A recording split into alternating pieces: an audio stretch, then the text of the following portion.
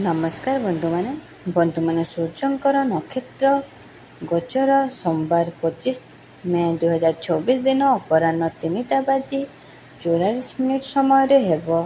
ସୂର୍ଯ୍ୟ June 8 ତାରିଖ ପର୍ଯ୍ୟନ୍ତ ରୋହିଣୀ ନକ୍ଷତ୍ରରେ ରହିବେ। ଏହାପରେ ସେ ମୃଗଶିରାରେ ଗୋଚର କରିବେ। ସୂର୍ଯ୍ୟଗମନ ରାଶି ରୋହିଣୀ ନକ୍ଷତ୍ର ସୂର୍ଯ୍ୟଙ୍କର ଉପସ୍ଥିତି 4ଟି ରାଶିକୁ ଲାଭଦାୟକ ହେବ। ଏହି ବ୍ୟକ୍ତିମାନେ ଜୀବନରେ ସମ୍ପୂର୍ଣ୍ଣ ସୁଯୋଗ ପାଇବେ। ରୋହିଣୀ ନକ୍ଷତ୍ରରେ ସୂର୍ଯ୍ୟଙ୍କର ଅବସ୍ଥାନରେ 15 ଦିନର ଅବଧିରେ ରହିବେ। ତ ବନ୍ଧୁମାନେ, ଭିଡ଼ିଓଟି ଆରମ୍ଭ କରିବା ପୂର୍ବରୁ ଆପଣମାନେ ଯଦି ଈଶ୍ୱରକୁ ମନରୁ ଭକ୍ତି କରୁଥାନ୍ତି କିମ୍ବା ବିଶ୍ୱାସ କରୁଥାନ୍ତି, ତେବେ ଭିଡ଼ିଓଟିକୁ ଲାଇକ୍ କରି କମେଣ୍ଟ ବକ୍ସରେ ଜୟ ମା ଲକ୍ଷ୍ମୀ, ଜୟ ଜଗନ୍ନାଥ, ଜୟ ସୂର୍ଯ୍ୟଦେବ ଅବଶ୍ୟ ଲେଖିଦିଅନ୍ତୁ। ତ ଚାଲନ୍ତୁ ଭିଡ଼ିଓଟିକୁ ଆରମ୍ଭ କରିବା। ପ୍ରଥମ ରାଶି ହେଉଛି ବୃଷ ରାଶି। ରୋହିଣୀ ନକ୍ଷତ୍ରରେ ବୃଷ ରାଶିର ସ୍ଥିତି ଆପଣଙ୍କୁ ଲାଭ ପ୍ରଦାନ କରିବ। ବୃଷ ରାଶିର ଜାତ ବ୍ୟକ୍ତିଙ୍କ ଆୟ ବୃଦ୍ଧି ପାଇବ। ଆର୍ଥିକ ଦୃଷ୍ଟିରୁ ସମୟ ଭଲ ରହିବ। ଆପଣ କାର୍ଯ୍ୟରେ ଭଲ ପ୍ରଦର୍ଶନ କରିବେ, ଏଥିପାଇଁ ପ୍ରଶଂସା ପାଇବେ।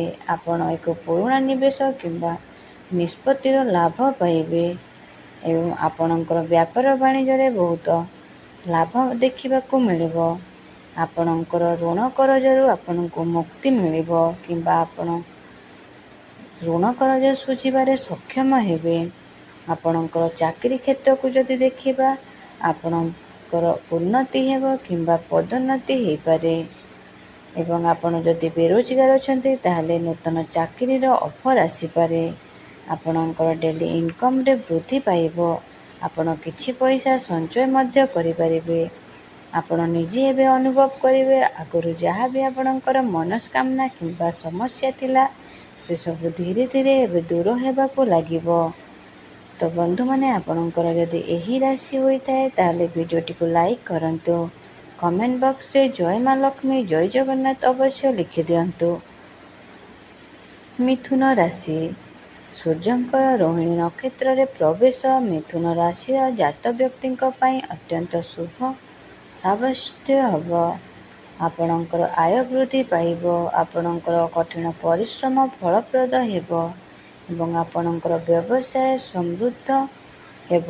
ମିଥୁନ ରାଶିର ଜାତ ବ୍ୟକ୍ତିମାନେ ସମ୍ମାନ ଏବଂ ପ୍ରତିଷ୍ଠା ବୃଦ୍ଧି ପାଇବ ଏବଂ ଆପଣଙ୍କର ସମାଜରେ ଲୋକପ୍ରିୟତା ଏବଂ ସମ୍ମାନ ବଢ଼ିବ।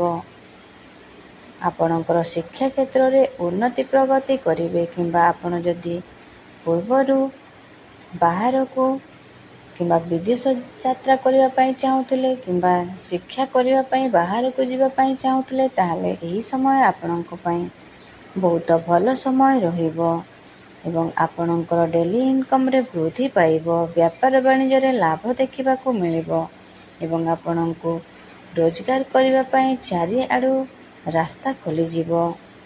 ତ ବନ୍ଧୁମାନେ, ଆପଣଙ୍କର ଯଦି ଏହି ରାଶି ହୋଇଥାଏ ତାହେଲେ ଭିଡ଼ିଓଟିକୁ ଲାଇକ୍ କରନ୍ତୁ। କମେଣ୍ଟ ବକ୍ସରେ ଜୟ ମା ଲକ୍ଷ୍ମୀ, ଜୟ ଜଗନ୍ନାଥ ଅବଶ୍ୟ ଲେଖିଦିଅନ୍ତୁ। ସିଂହ ରାଶି।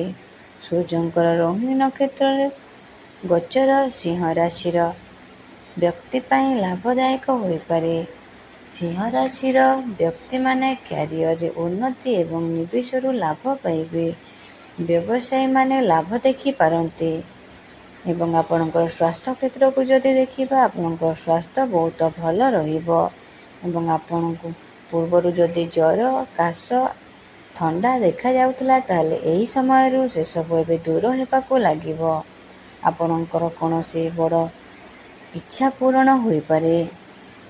ଶିକ୍ଷା କ୍ଷେତ୍ରରେ ଉନ୍ନତି ପ୍ରଗତି କରିବେ। ଆପଣ ଯଦି ଗଭର୍ଣ୍ଣମେଣ୍ଟ ଜବ୍ ପାଇଁ ଟ୍ରାଏ କରୁଛନ୍ତି, ତାହେଲେ ଏହି ସମୟ ଆପଣଙ୍କ ପାଇଁ ବହୁତ ଭଲ ସମୟ ରହିବ। ତ ବନ୍ଧୁମାନେ, ଆପଣଙ୍କର ଯଦି ଏହି ରାଶି ହୋଇଥାଏ ତାହେଲେ ଭିଡ଼ିଓଟିକୁ ଲାଇକ୍ କରି କମେଣ୍ଟ ବକ୍ସରେ ଜୟ ମା ଲକ୍ଷ୍ମୀ, ଜୟ ଜଗନ୍ନାଥ ଅବଶ୍ୟ ଲେଖିଦିଅନ୍ତୁ। ଧନୁ ରାଶି। ଧନୁ ରାଶିର ବ୍ୟକ୍ତିମାନେ କୌଣସି ସ୍ଥାନରେ ଅଟକି ରହିଥିବା ଟଙ୍କା ଫେରି ପାଇପାରନ୍ତି। ଆପଣଙ୍କର ଟଙ୍କା ଫେରି ପାଇବା ଦ୍ୱାରା ଆପଣଙ୍କୁ ଆନନ୍ଦ ମିଳିବ। ଆପଣଙ୍କର ଆରାମ ଏବଂ ବିଳାସ ବୃଦ୍ଧି ପାଇବ। ଏହା ନିବେଶ କରିବା ପାଇଁ ଏକ ଭଲ ସମୟ ଅଟେ। ଆପଣଙ୍କର ଶିକ୍ଷା କ୍ଷେତ୍ରରେ ବହୁତ ଲାଭ ଦେଖିବାକୁ ମିଳିବ। ସ୍ୱାସ୍ଥ୍ୟ ଆପଣଙ୍କର ଭଲ ରହିବ। ଆପଣ ଯଦି ବେରୋଜଗାର ଅଛନ୍ତି ତାହେଲେ ଆପଣଙ୍କୁ ନୂତନ ଚାକିରିର ଅଫର୍ ଆସିପାରେ ଏବଂ ଆପଣଙ୍କର ବିବାହ ଯୋଗ ମଧ୍ୟ ଦେଖାଦେଉଛି। ପରିବାର ଏବଂ ବୈବାହିକ ଜୀବନରେ ସୁଖ ଶାନ୍ତି ଲାଗି ରହିବ। ତ ବନ୍ଧୁମାନେ, ଆପଣଙ୍କର ଯଦି ଏହି ରାଶି ହୋଇଥାଏ ତାହେଲେ ଭିଡ଼ିଓଟିକୁ ଲାଇକ୍ କରି କମେଣ୍ଟ ବକ୍ସରେ ଜୟ ମା ଲକ୍ଷ୍ମୀ, ଜୟ ଜଗନ୍ନାଥ ଅବଶ୍ୟ ଲେଖିଦିଅନ୍ତୁ।